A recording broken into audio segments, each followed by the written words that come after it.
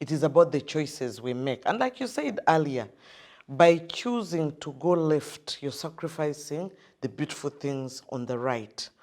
And that happens for these women. Like, children need you earlier on in their life. And sometimes you might find that is the most thriving time in your profession. Like, if I stepped away now to go home, I would lose this. A promotion would pass me by. I have a colleague, I remember, who was lined up for a promotion. And we were in this management meeting, and I was the only woman in this meeting. And people said, and this other woman should have been part of this meeting.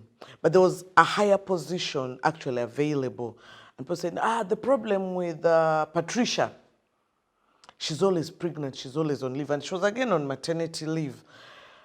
And you see, I said, guys, that is insensitive. How can you say that? She's in her reproductive years.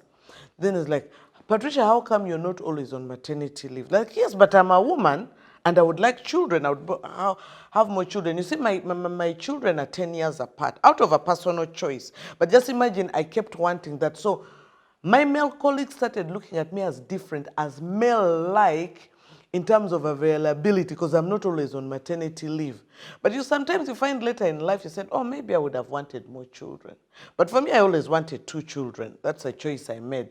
But you see, and also my children were 10 years apart, meaning my son, who always tormented me about wanting a sibling, could not have a sibling.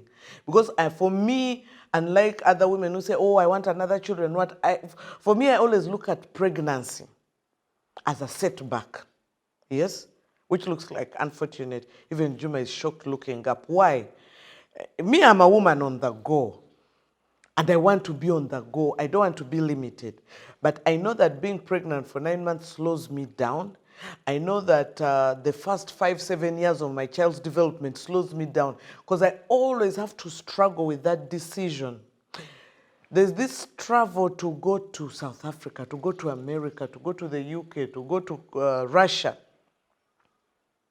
There's now a war between Ukraine and Russia. My earlier life, especially being in mainstream journalism, I would jump at that opportunity and run. I didn't care. You know those jokes about single people, that my whole family is with me. I have no child, so there's no one to worry about.